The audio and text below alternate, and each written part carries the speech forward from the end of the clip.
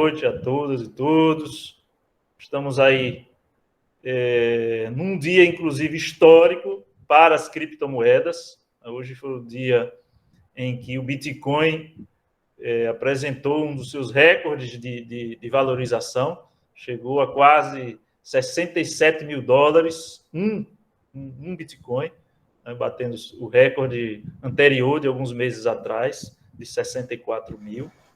E a gente vem já há um certo tempo olhando todo esse a gente chama, né, essa fauna aí dessa ideia de criptomoedas, e para a gente é muito, muito importante, não só, né, do ponto de vista da ideia em si da criptomoeda, mas muito mais dentro da perspectiva de suas aplicações.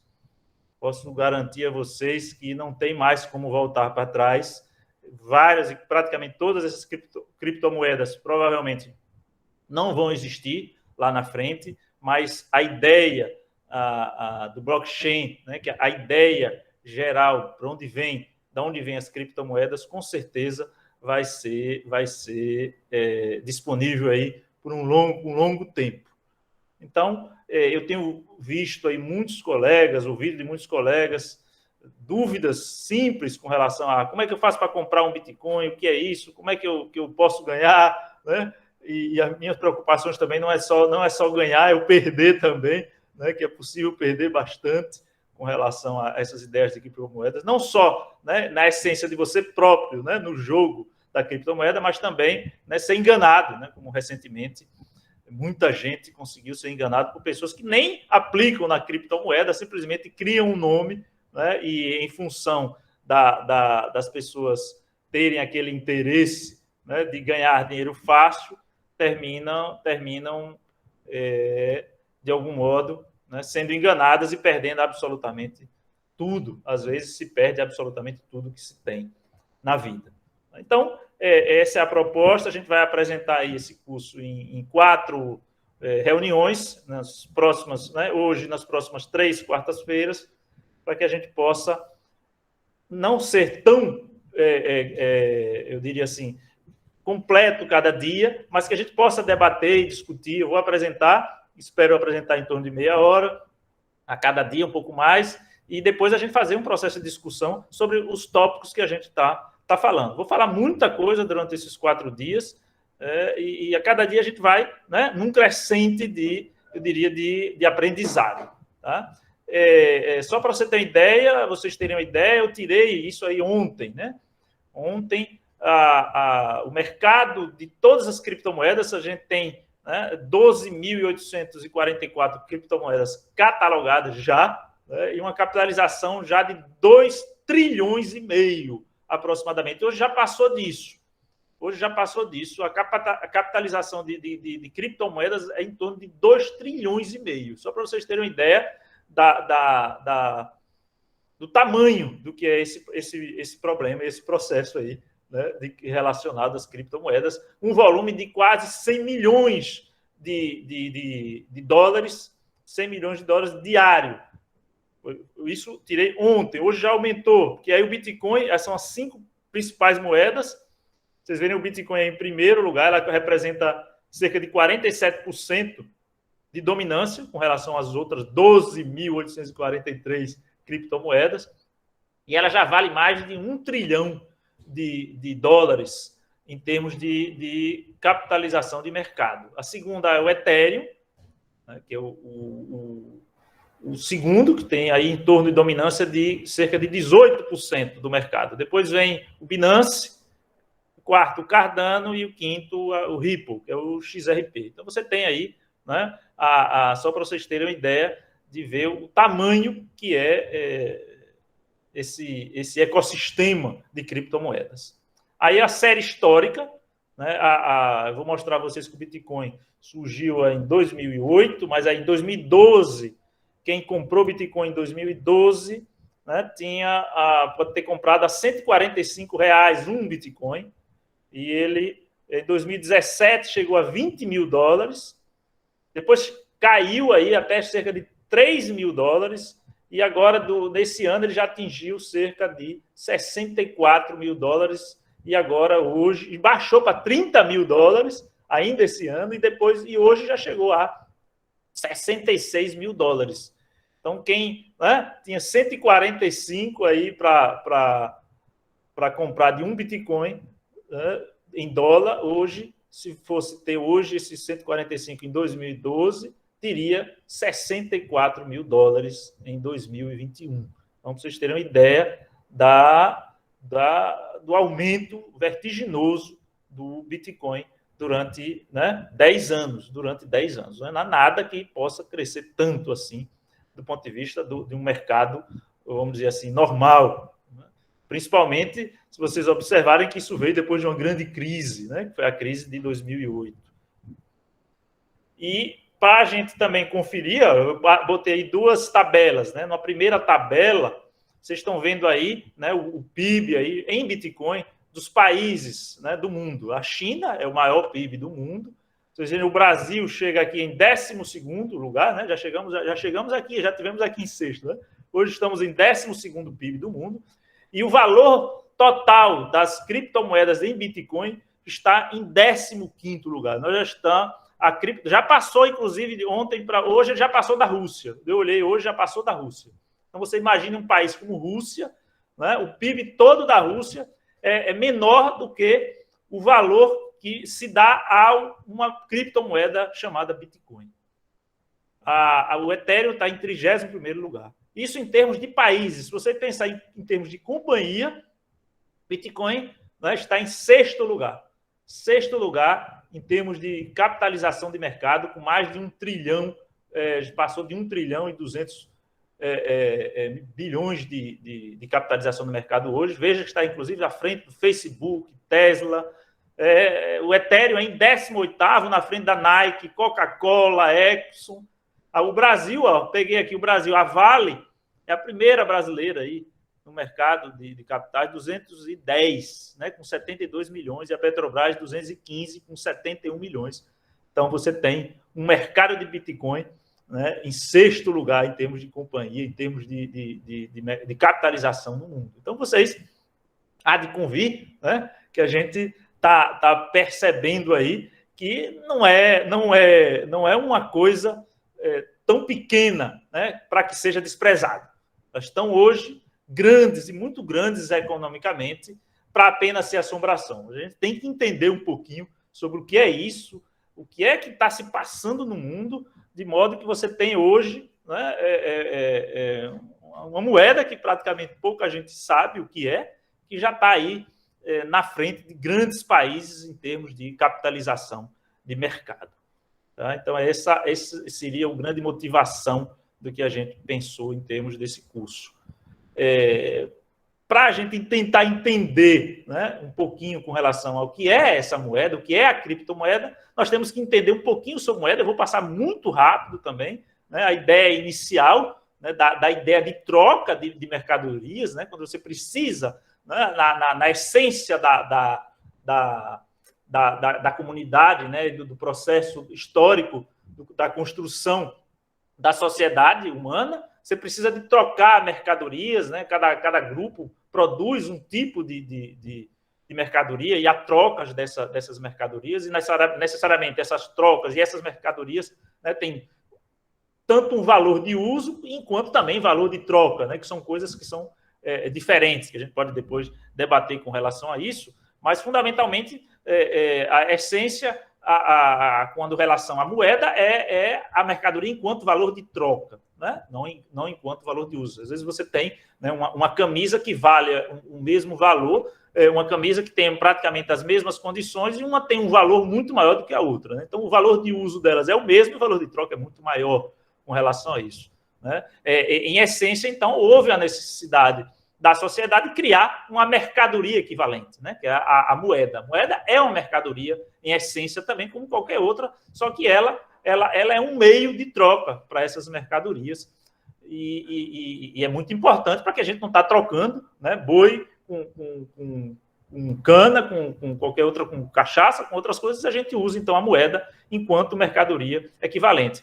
Nesse sentido, por ser uma mercadoria equivalente, por não ter valor de uso, né? Até pode, muitas vezes tem malucos que queimam, né? a moeda enquanto valor de uso, mas por não ter valor de uso, a moeda precisa, né, ter uma garantia social, tem que ter um valor garantido socialmente. Né? Ou seja, o valor da moeda, em essência, ela está garantida pelo quanto a sociedade garante o valor a ela. Tá? Isso é muito importante quando a gente for analisar por que uma moeda eletrônica, né, já vale mais do que quase todos os países em termos de produtos internos, produtos reais, de quase todos os países do mundo. Mas, em função da necessidade desse valor social, houve também uma necessidade da centralização. Então, esse é um ponto importante também, é que ninguém, pode partir e pegar um papel, né? Eu faço isso com meus filhos, quando eu devo um dinheiro a eles, eu pego um papel e anoto, devo tanto, né? Essa é a minha moeda com relação a eles. Então, do ponto de vista de valor, né, para eles é importante porque eu sou o pai, né? Mas para quem quer que seja, eu não vou estar criando nem gerando valor social para uma moeda que eu crio. Então, houve durante a história a necessidade de centralização, de registro, né, dessas moedas, e em essência, foram os estados, né, as nações, né, que têm esse controle sobre a moeda. Então, há também uma necessidade também de controle, e o Estado se usa de controle econômico com relação a essas moedas. Né? É muito importante também em termos de controle. E houve a necessidade, eu estou passando muito rápido, muita história aí, tá? Muita história com relação é muito bonita essas questões com relação à moeda, de uma padronização, já vou saindo de séculos e milênios aí de história, a partir do final da Segunda Guerra, lá no finalzinho, 44, né, existiam essa questão do controle econômico e a necessidade de padronizar, inclusive porque na época a guerra, uma das causas da guerra foi o descontrole total dos países, né, das nações com relação às suas moedas. Então, houve a tal do Tratado de Bretton Woods, né, daquela reunião em que foi padronizado o ouro, né, a necessidade de você emitir moeda, você tinha que ter ouro como lastro. E aí o próprio Estados Unidos, em 1971, quebrou, né, o Nixon quebrou essa possibilidade, essa ideia do padrão ouro, já que eles precisavam emitir moeda e não tinham ouro de lastro, então eles quebraram absolutamente isso, e a partir daí, da década de 70, início da década de 70, o dólar virou o padrão mundial com relação à emissão de moeda, né? Todos os países têm que ter um lastro em dólar para fazer os processos de emissão de moeda, e o dólar virou a moeda equivalente de todas as outras, e virou, né, em termos de controle econômico para os Estados Unidos, foi um espetáculo. Mas chegamos, e eu vou chegar, eu não posso demorar muito com relação a isso, a crise de 2008. E a crise de 2008 foi uma crise de valorização da própria necessidade da situação financeira que se existia, né? O descontrole. Os bancos podem pegar, né, do seu dinheiro, e a cada valor que ele pegar do seu dinheiro, ele pode emprestar 10 vezes mais esse valor. E as pessoas compravam casas e iam emprestando, e iam pegando e criando moedas, entre aspas, né, que não são bem moedas, mas criando outros tipos os derivativos, outros tipos de formas de captação de dinheiro, sem lastro absolutamente nenhum. E em 2008, esse lastro foi quebrado, né, naquela crise das compras, né, das casas americanas e no mundo inteiro. Eram distribuídas esses padrões de compra para que você pudesse alavancar todo o sistema financeiro que eles precisavam alavancar com relação a cada vez mais, né, gerar lucro e gerar dinheiro do próprio dinheiro. Né? Não gerar dinheiro do trabalho, mas gerar dinheiro do próprio dinheiro. E com essa crise de 2008, a gente teve uma situação gravíssima com relação ao controle das moedas, a toda uma ideia de todo o sistema financeiro mundial. E aí vem, né, em outubro de 2008, o artigo do Satoshi Nakamoto, onde ele propõe uma moeda eletrônica. Né? Ele propõe o Bitcoin como moeda eletrônica, foi a primeira primeira moeda eletrônica, foi o artigo inicial, em outubro de 2008, voltando aqui, ele tem a tradução, né? Se vocês entrarem no site www.bitcoin.org, tem lá as traduções em várias línguas. Então, a ideia inicial foi proposta, então, em outubro de 2008, justamente naquele momento de crise. E uma das coisas importantes e fundamentais que foi colocada dentro dessa ideia do dinheiro eletrônico é a não necessidade de um órgão central de controle. Isso a gente vai falar um pouco mais na frente. E aí ele acabou, dentro dessa perspectiva do Bitcoin, da necessidade, né, de você ter um padrão ou uma necessidade de que alguém, né, ou um rei, ou cunhar uma moeda, ou definir, né, uma casa da moeda garantidora por uma nação daqueles recursos. Porque o dinheiro eletrônico, a partir daí, gerado a partir das ideias do Nakamoto, ele poderia ser feito sem necessidade de órgãos centrais, né? E aí, como é que é feito isso? A partir do que a gente chama do blockchain, né? Eu vou passar rapidamente do blockchain para que a gente tenha, mas tem que ter uma ideia, em essência, do que significa esse blockchain. A primeira coisa, são duas coisas fundamentais no blockchain. A primeira é a criptografia. Eu preciso criar um sistema, né, onde eu vou codificar a mensagem de forma que os canais de emissão, que as pessoas não consigam ter a possibilidade de saber a informação que eu estou passando. Então, eu preciso criar, né, o que a gente chama de chave, né, uma chave criptográfica, que, no fundo, é uma forma de você botar uma determinada informação e ela embaralhar essa informação. E, a partir desse embaralhamento, ela é desembaralhada em função de uma chave que você tem, né? Então, essa não é a ideia da chavezinha do cadeado, mas é uma ideia, né, de uma chave eletrônica, normalmente números, letras, e você pode criar chaves, isso aqui, né? Existe um livro muito interessante que é sobre criptografia. Existem vários livros sobre criptografia que são belíssimas essas ideias. E na década de 70 veio a ideia da chamada chave pública, né, que é aquela chave que você disponibiliza, né, para as pessoas. É importante porque quando você criptografa alguma coisa, você tem que mandar também dentro do canal de criptografia, né, qual é a chave. Eu vou mandar uma informação, eu tenho que mandar a chave. E aí a pessoa pode roubar a chave, né? Então, eu preciso fazer com que essa chave chegue lá no outro lado da ponta de quem precisa, sem a necessidade de saber, né, como fazer para abrir, né, ou seja, para decodificar aquela informação. Então, a criptografia, por isso que chama criptomoeda. Cripto no sentido de que ela tem, na sua essência, a criptografia por trás. A gente vai entender por quê daqui a pouco. Né? Daqui a pouco, a importância da criptografia que está por trás da moeda eletrônica.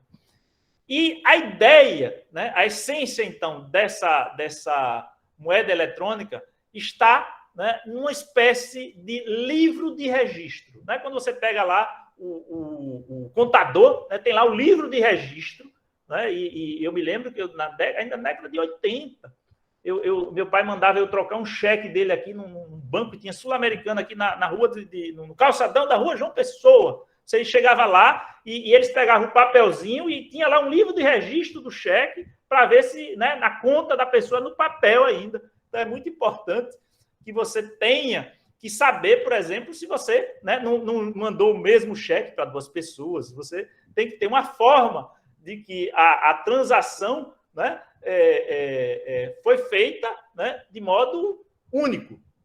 E como é que você vai fazer isso sem ter um órgão central? Né? Como é que eu posso fazer isso sem ter um órgão central? Esse é o fundamento. Eu tenho que saber todas as transações anteriores. Então, eu preciso saber todas as transações que ocorreram. Eu tenho que ter um livro de registro público. Eu tenho que ter um livro de registro público. Essa é a ideia da moeda eletrônica.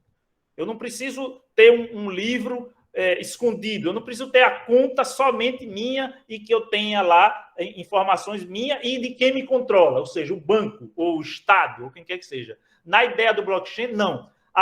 O livro de registro, ele é aberto. Ele é aberto. né? Eu preciso que ela seja pública.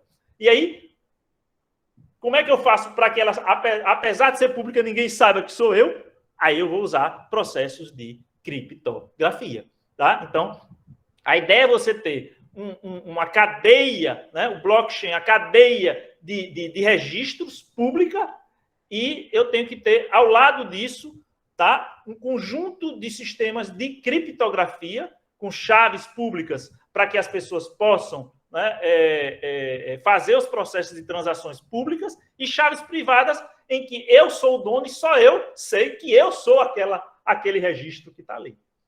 Então, essa é a ideia por trás do blockchain, falando muito rápido e falando só a essência, né? Que é o que fundamental que eu acho que tem que ficar. Tá? Então, a grande diferença com relação ao que a gente tinha de modelo tradicional e do modelo atual é essa. Né? Quando você tem um banco, quando você tem alguma coisa associado a uma moeda, né? a identidade, a transação, né? Todo o processo, ele é privado. Né? Aqui eu tenho aqui, ó, esse corte. Né? O público está lá de cá. E aqui é tudo privado. Né? Minha conta está aqui, eu tenho a minha conta do Banco do Brasil, e ninguém sabe aí, né? Ao menos os hackers ou alguém que pode saber, né? Quem é, o que é que eu tenho e como é que eu estou fazendo, o que é que eu estou fazendo. Só quem sabe disso é o banco. Né? O banco que eu confio aquele processo de que ele pode fazer, do que eu estou usando enquanto recurso.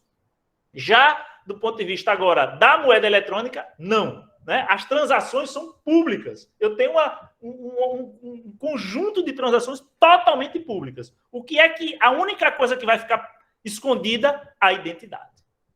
A identidade vocês não vão saber. Vocês vão saber todas as transações. A identidade não vai saber. E aí qual é o grande problema? A identidade é uma chave. Né? É uma chave, é uma senha. Se eu perder a chave, perdi tudo. Tá? Se eu perdi a chave, eu perdi absolutamente tudo. Esse é um dos grandes problemas, né?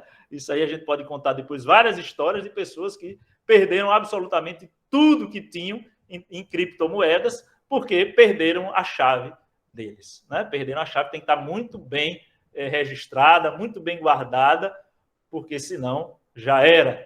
Né? Mas, claro, tudo tem uma essência. E isso é que é interessante. Então, essa é a ideia do blockchain, né? Essa é a essência do blockchain. E aí, agora, a gente vai falar sobre o Bitcoin. Tá? Falando um pouquinho sobre o Bitcoin. O Bitcoin, então, para deixar muito claro, o Bitcoin é um software, é um programa de computador. Esse Satoshi, a história é interessante. Satoshi Nakamoto, ninguém absolutamente até hoje sabe quem é. Depois de muitos anos, duas pessoas apareceram dizendo que eram ele, o Satoshi Nakamoto, e ninguém, algumas pessoas acham que é um, que é outro, mas interessante é que até hoje absolutamente ninguém sabe quem é realmente aquela pessoa que escreveu esse paper sobre o Bitcoin. Algumas pessoas, eu, inclusive já li algumas coisas, que acham que é o próprio governo americano que desenvolveu que escreveu esse paper, que desenvolveu o Bitcoin. Depois a gente vai falar um pouquinho sobre o porquê seria, né, de interesse de algum país ou do próprio Estados Unidos serem os donos do Bitcoin, por incrível que pareça, por mais contraditório que seja. Ninguém sabe quem é, mas se vocês quiserem, está lá, bitcoin.org, está lá, você pode baixar, inclusive, o software. Né? Está lá o software que faz todo esse processo de registro, né? De registro das identidades, e todos os processos que são desenvolvidos estão dentro, né, do core desse Bitcoin. Bom, tudo bem, maravilha. Perfeito tudo isso até agora que eu estou falando, tá? Mas e como é? Cadê? Não estou conseguindo passar, né? Como é que eu vou fazer? Como é que eu vou criar uma forma de guardar esse registro? Né? Como é que eu vou guardar esse registro? Porque você pode, então, pegar esse registro e simplesmente alterar o registro. Eu posso alterar o registro e aí dizer, olha, quem tem o dinheiro sou eu e não você. Né? Então, o terceiro aspecto importante com relação ao Bitcoin é que esses registros têm que ser mantidos numa rede. né, numa rede, quanto maior a rede, quanto mais gente tiver, né, são os nós de uma rede, os nós, ou seja, são os computadores que vão estar garantindo a unicidade desses registros. Então, eu preciso ter vários computadores, quanto mais melhor, para que essa tabela de registro fique guardada em todos esses computadores. Quanto mais computador registrado, mais garantia é que o registro não vai ser corrompido, né? Mais garantia que o registro vai ser corrompido. Isso é muito, muito interessante. E aí eu vou mostrar daqui a pouco como é que a gente pode fazer com que as pessoas tenham redes de computadores para fazer esse registro. Eu tenho que incentivá-los. Porque por que eu vou ligar meu computador para fazer registros de blockchain de uma moeda? Tá? Vamos ver por como que a gente vai fazer isso. Então, no processo de construção do blockchain do Bitcoin, foi programada para criar 21 milhões de Bitcoin. Então, é uma moeda que é anti-inflacionária. Ela vai, a cada 4 anos, ela vai diminuindo o processo de produção dela, de modo que em 2100 e pouco, né, ela simplesmente já não tem mais como produzir. Ela, cada vez ela vai produzindo menos. Não é como, por exemplo, né, o dólar, que nesse último ano conseguiu emitir 30% da emissão de todo o dólar que já existiu em toda a história do dólar. Em um ano, a gente já emitiu 30% de todo o que já foi emitido nos anos anteriores, todos na história do dólar. Então, é um processo altamente inflacionário, naturalmente. O povo gosta de dólar, ainda recebe dólar, né? Ainda não chegamos a esse ponto de ter inflações grandes com relação ao dólar, mas a situação está cada vez mais crítica com relação ao dólar enquanto moeda, né, de guardar valor, né, moeda padrão, né, já que você está emitindo tanto papel, tanta coisa, então esse é o grande problema, e essa é uma das grandes vantagens do Bitcoin. A ideia é a escassez de produção. Hoje, a gente, a cada 10 minutos, a gente produz, a gente não, né, o sistema do blockchain do Bitcoin produz 6 Bitcoins. E o que é isso? Produzir Bitcoin. O que é isso? Programar, criar Bitcoin. É exatamente associada ao que a gente está falando aqui. Então, eu tenho que incentivar as pessoas a terem livro de registro. Eu tenho que incentivar as pessoas a manterem redes de computadores fazendo esses registros. E como é que eu faço isso? Dando uma moeda, né? Dando um registro que é um bit de computador, né? Um objeto, que ele vai chamar isso de Bitcoin.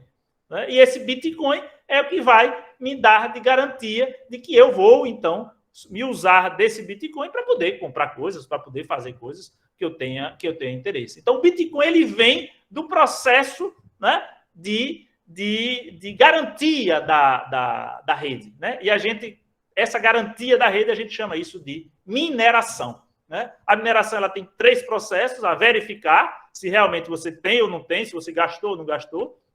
Rotear, né? O rotear é um processo que ele vai verificando os outros nós, porque você tem vários nós e as informações têm que ser transmitidas para todos os nós, né? Então você tem que ter um processo de roteamento.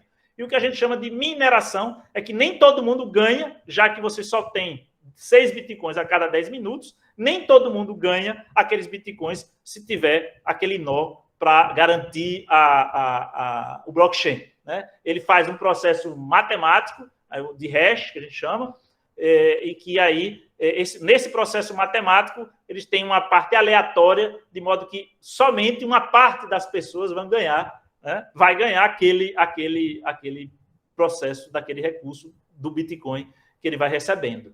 Tá? Então, essa é a ideia, em essência, do blockchain. Então, fechamos a ideia do blockchain. Eu vou agora, para fechar, então, o encontro de hoje, falar um pouquinho sobre controvérsias. Então, há controvérsias, primeiro e grande, né, que já que você precisa de muito computador, você precisa de muita energia, e a energia, em essência, é o lastro. Né? Se você pergunta, existe algum lastro para o Bitcoin? É a energia que é gasta, perdida, entre aspas. Né? Quanto mais computador, mais cálculo, mais gasto de energia. Hoje se estima que o Bitcoin gasta mais energia do que a Argentina, enquanto país. Você tem ideia da quantidade de computadores hoje que tem fazendo processos de mineração, né? Ou seja, de garantia dos nós do Bitcoin. Um outro é a questão da manipulação de mercado. Né? Existem poucas corretoras com uma quantidade grande, que a gente chama as baleias, né? As baleias que tem muito recurso, muito Bitcoin, e a maioria não tem absolutamente nada. E esses grandes corporações, os grandes corretores, as pessoas que têm as baleias, elas podem manipular o mercado. Né? Tem vários casos em que você tem manipulação de mercado. No caso do Bitcoin, nem tanto, mas você tem, por exemplo, existem como 12.400 moedas, existem moedas que a gente chama de memes, né? Moedas que você cria por brincadeira e às vezes famosos, ao caso famoso aí do Elon Musk, que faz com que ele bota uma foto de uma criptomoeda, a criptomoeda ganha aí 500, 1000 vezes o valor do que tinha antes do que ele botou. Então você tem um problema muito grande de manipulação de mercado nessa área aí de criptomoedas. O sistema também muito volátil, né? Vocês percebem qual é o lastro físico que tem sobre isso? Nenhum, zero. Né? Não tem nada.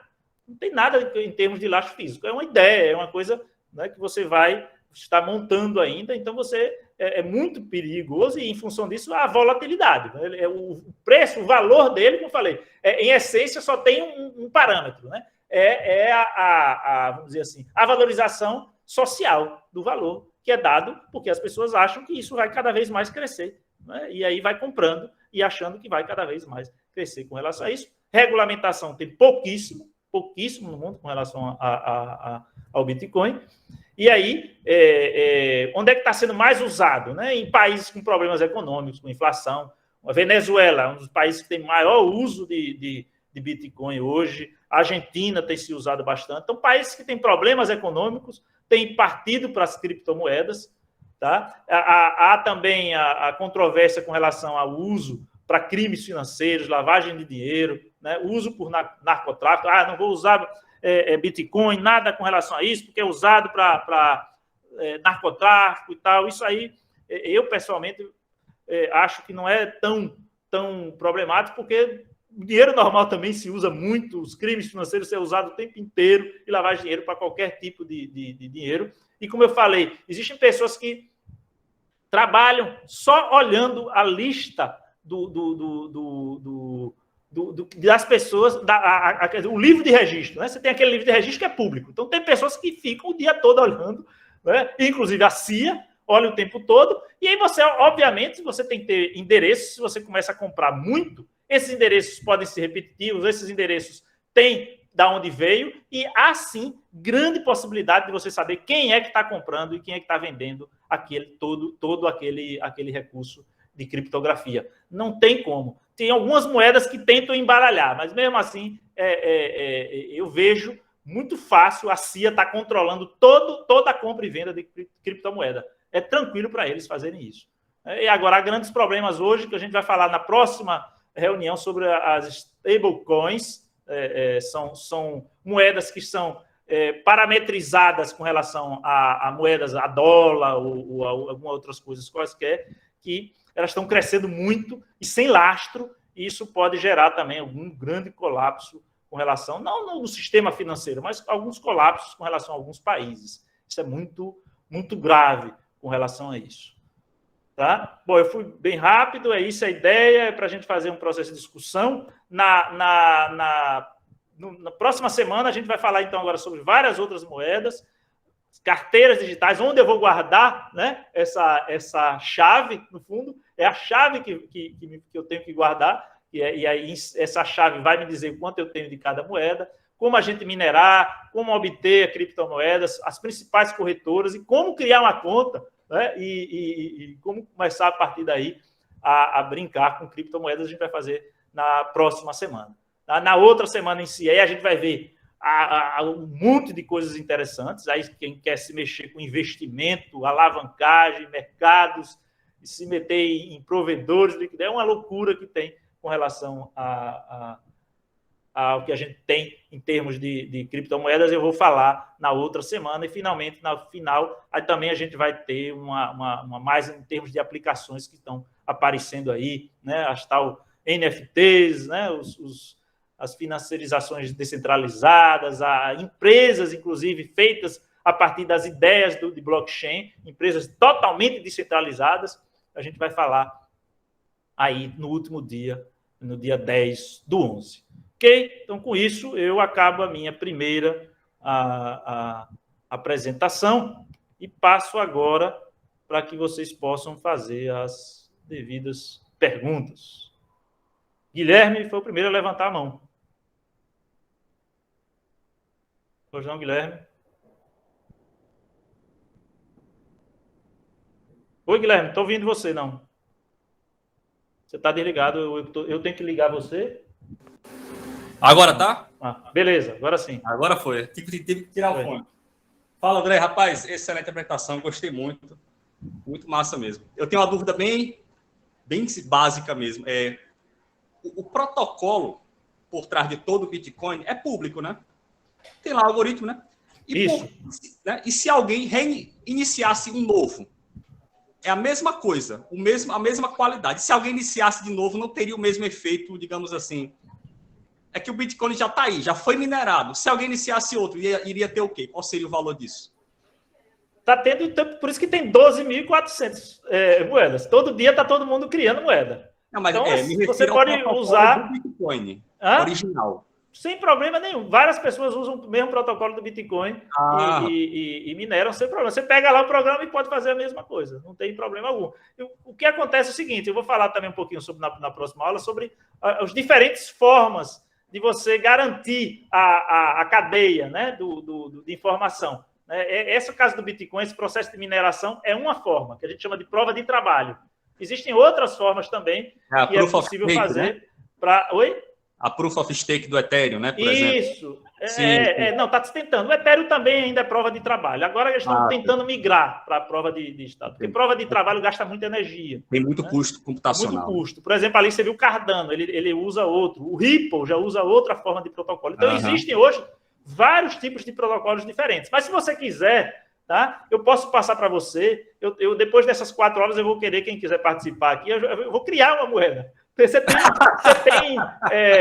só para gente, para brincar mesmo. Né? Você tem como criar uma moeda sem nenhum problema, a hora que você quiser, porque os softwares são abertos, são públicos. Pois é. Aí agora, o ideal, como eu vou falar também na próxima semana, né, é que às vezes você não precisa nem de ter os core, você ter os nós. Tá? Você criar uma nova moeda, porque existe, por exemplo, a grande ponto que é Ethereum, quando você criou a Ethereum, que os caras criaram, né? Esqueci o nome do menino agora, o nome dele, rapaz.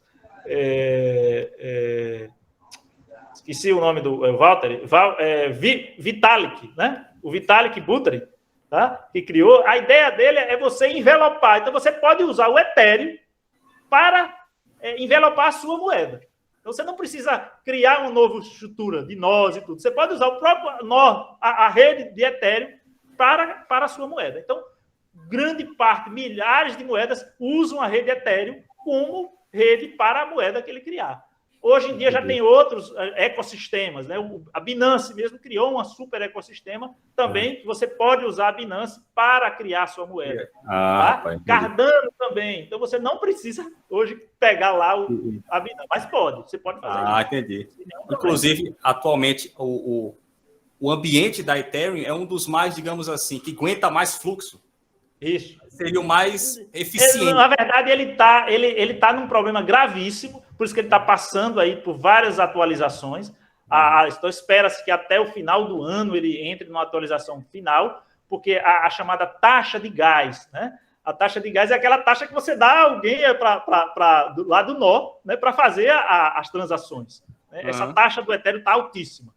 Tá certo? Por exemplo, você quer... Eu tenho hoje... Tá? Moedas associadas ao Ethereum. Você tem uma moeda associada ao Ethereum. Aí você quer transferir de uma corretora para outra $100. Tá? Às vezes a rede Ethereum está lhe cobrando $200. Certo? Entendi. Aí não tem sentido. Aí você vai, por exemplo, uma rede da Binance. Essas coisas eu vou falar na frente. Né? Por exemplo, como transferir de corretoras e como fazer. Porque a Binance cobra $1. Né? Tanto faz se você tem uma transferência de $1 ou se você vai transferir $1 bilhão. Eu posso transferir $1 bilhão e gastar simplesmente $1 nesse processo de transferência.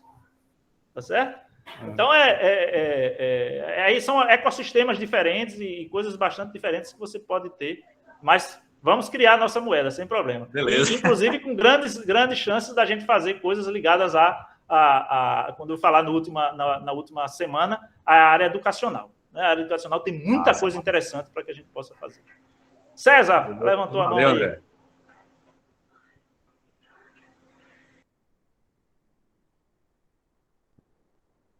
César, não estou lhe ouvindo, César. Você está desligado. Tá, beleza. Obrigado. Parabéns pela apresentação, André. E vou fazer uma pergunta aqui bem tosca mesmo, viu, rapaz? Olha, na realidade, duas, tá?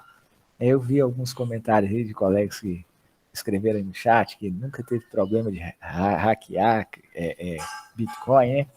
Mas será que não existe uma chance de algum gerador de aleatório aí fornecer alguma senha que seja funcional para acesso a alguma criptomoeda, por exemplo, o próprio Bitcoin? Será que essa chance é zero mesmo? E se é porque essa chave é tão grande assim, como funciona isso, cara? O cara pode escrever num papelzinho, ele se lasca, né? Então, veja, existem, no caso da sua pergunta, tem várias respostas. Por exemplo, com relação à busca em si de uma chave de uma pessoa e tudo, tem várias formas de você hackear, de você entrar no computador da pessoa, né? E ir lá, ver a carteira lá do cara que está, né, no computador. Então, é possível você fazer isso e acontece muito. Sem ser esse hack. Entendi. O ponto fundamental é você hackear a própria rede. Isso, gerar a própria rede. E já tiveram vários casos disso. Alguns até dizem que é mentira, né? Às vezes alguém diz, não, disseram que hackeou, mas na verdade para roubar o que todo mundo tinha deixado naquela moeda. Né? Existem muitos casos desses e diariamente tem tido muitos casos de hackeamento, não da rede, por exemplo, Ethereum, não da rede Bitcoin, mas de processos. Aí quando a gente for falar lá na terceira semana, você vai ver, porque hoje você tem muita coisa de processos descentralizados, né? Moedas que são usadas para empréstimos, né? Para devoluções, para fazer... Você pode agora pegar o seu dinheiro e emprestar a qualquer pessoa do mundo. Né? É possível fazer isso. Tá? Eu vou falar isso e vou mostrar como fazer isso lá na terceira aula. Né? Existem vários a gente chama corretoras descentralizadas agora, criadas em cima de blockchain. Tá? Tem tido muito hackers fazendo roubo em cima desses processos. Muito hackers. Agora, o Bitcoin está aí, né? Tem mais de 10 anos, desde 2008, vários hackers têm tentado quebrar, hackear, né, o Bitcoin e não tem conseguido. A gente sabe, como físico, que há uma perspectiva do computador quântico vai fazer isso. Né? O computador quântico vai hackear, sim, vai conseguir quebrar, né, a criptografia. Né? Que, no fundo, hackear é quebrar a criptografia do Bitcoin, vai conseguir quebrar. Só que há uma outra coisa, outro aspecto que eu não falei aqui, mas que todas essas moedas, inclusive o Bitcoin, ela é gerida, né, por um consórcio, é gerida aberta, não existe um dono. Tá? E aí, quando há um consenso nessa gestão, você pode fazer atualizações. Então, por exemplo, o processo de criptografia do Bitcoin você pode atualizar no dia que você tiver computadores quânticos. Tá? Essas atualizações existem muito. O Bitcoin, por exemplo, você já ouviu falar...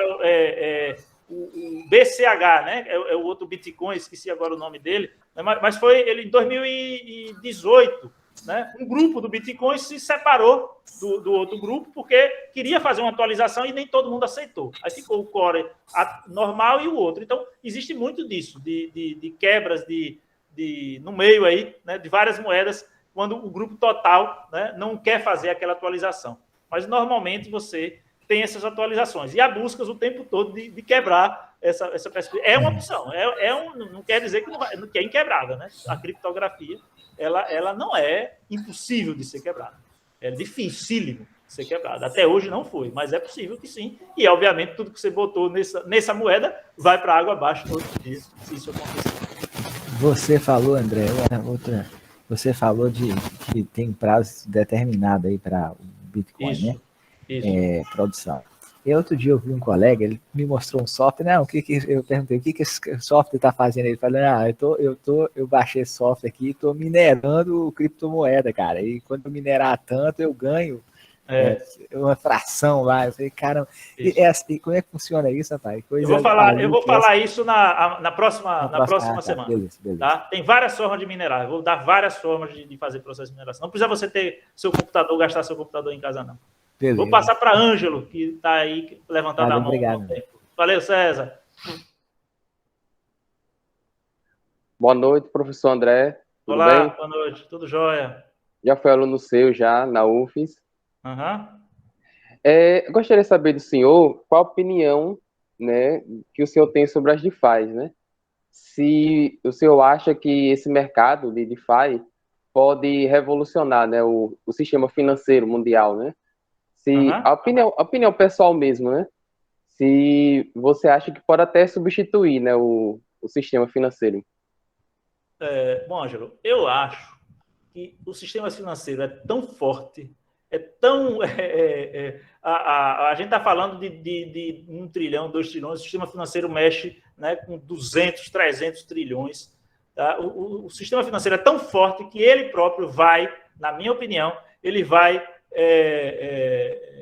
se abocanhar de todas essas ideias de todas essas outras ideias aí. Ele vai abocanhar isso e vai assumir, né, e vai, de algum modo, né, na minha avaliação, vai, de algum modo, conseguir fazer com que ele controle todos esses sistemas, né, que não tem controle dele hoje. Né? Hoje é aquela ideia, como eu vou falar, a questão, por exemplo, você vai emprestar, né, só quem tem direito a emprestar dinheiro é banco ou então agiota. Né? Hoje, com DeFi, não. Qualquer pessoa, né, você bota lá quanto é que você quer, quanto é que você oferece, o outro bota lá quanto quer receber, e isso vai sendo feito e é bastante interessante. E para os bancos isso é terrível. Então, na minha opinião, é uma revolução. Os bancos já estão vendo esse processo revolucionário, mas na minha... André, só um parêntese. Os bancos já estão se movimentando com a questão do Open Banking, né? Uhum. Que é exatamente essa essência que nasce aí já nas criptomoedas. De você olhar e fazer análise do cara e poder cada um ofertar por um valor de juros mais barato, enfim. Então você vira ali uma situação de comércio, né, de mercado financeiro dos empréstimos, né? Que as criptomoedas, inclusive, já faz uma parte disso, né? Uhum. Só que tem uma diferença, né, que nas DeFi, qualquer um pode ser um banqueiro, né? Isso, exatamente. Já no sistema tradicional, você só é a parte do... passiva, isso. Né? É aquela coisa de você ter o controle, né? Ele vai saber quanto é que você tem, o que é que você tem, como é que é. E não faz nada. Você. Mas é aquilo que eu disse, né? Os bancos e as grandes instituições, elas já estão se movimentando na direção de tentar limitar, né, a atuação. Perfeito.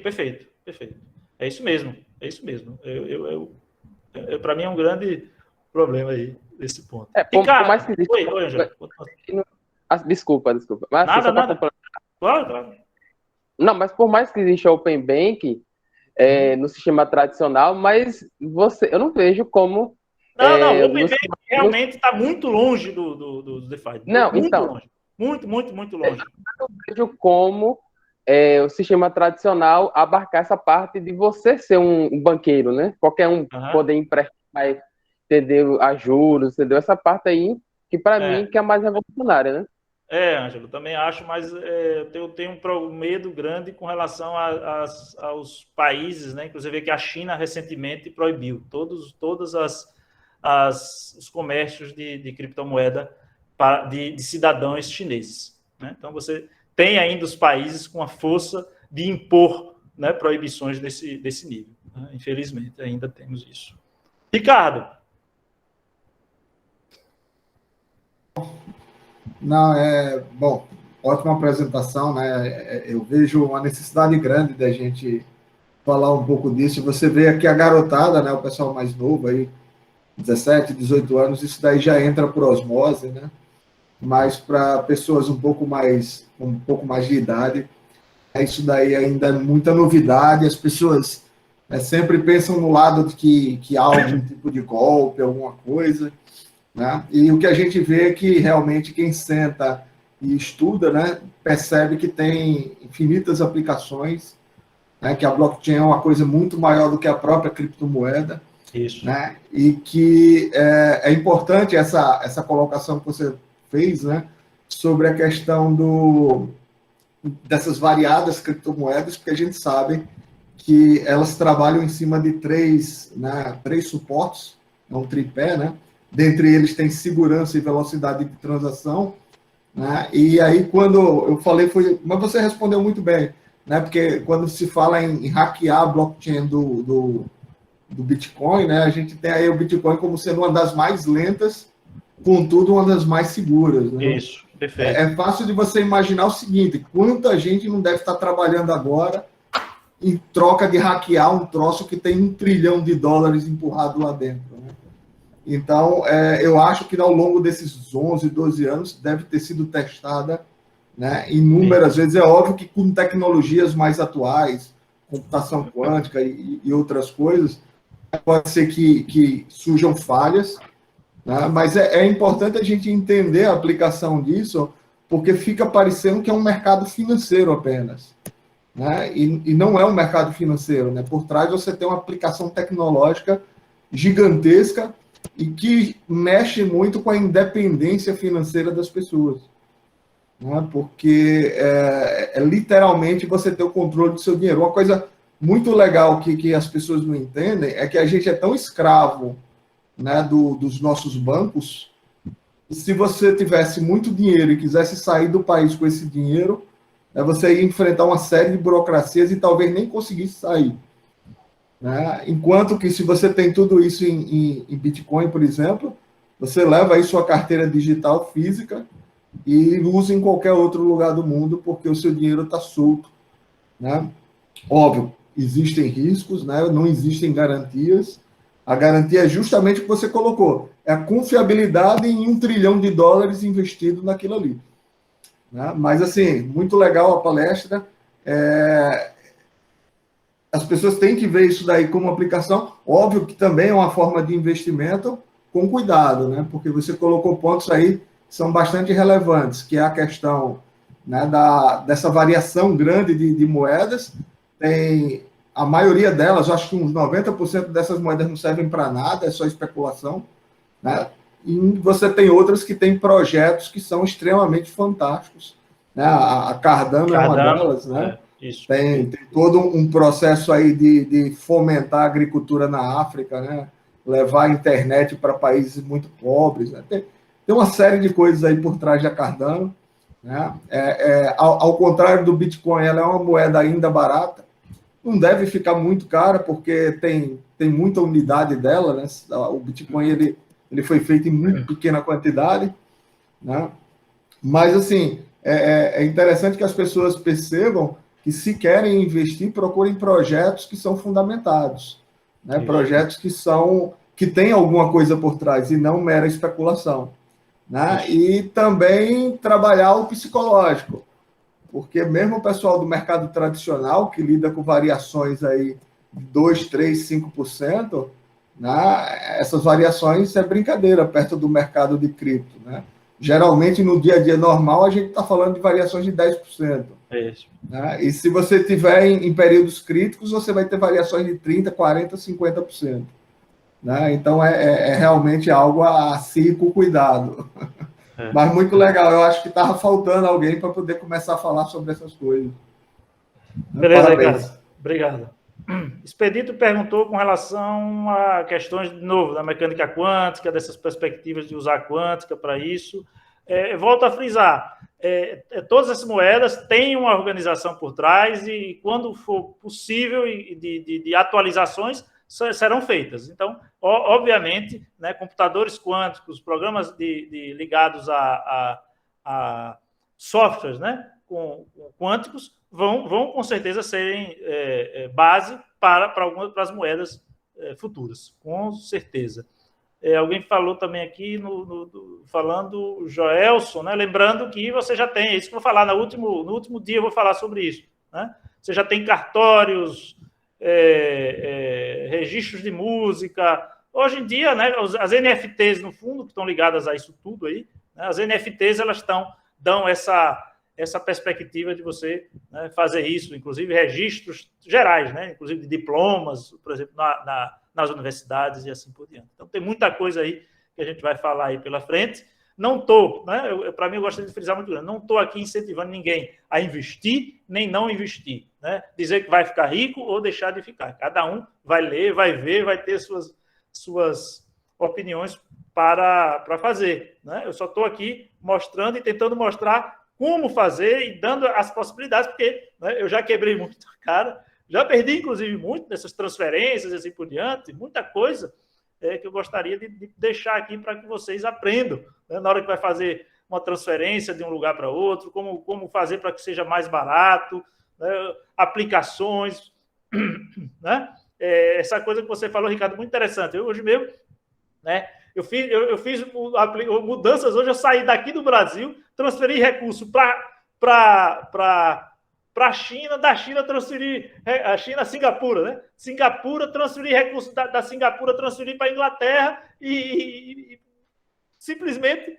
né, num passo de poucos minutos, não tão instantâneo, mas isso seria impossível sem a tecnologia blockchain. E pagando poucos dólares, né? Muito pouco. Aí você tem que aprender a saber qual é que você vai usar para pagar. Na verdade, eu ganhei, né? Na verdade, eu ganhei, por incrível que pareça. Tá? Porque justamente eu usei o Ripple, né, para fazer isso, que você só paga 0,25 Ripple para qualquer transferência, e na hora, entre um e outro, o Ripple subiu. Então, eu ganhei dinheiro para fazer transferência. Então, isso aí, essas coisas a gente vai aprendendo aos poucos. É isso, pessoal. Então, eu vou encerrar a gravação por hoje.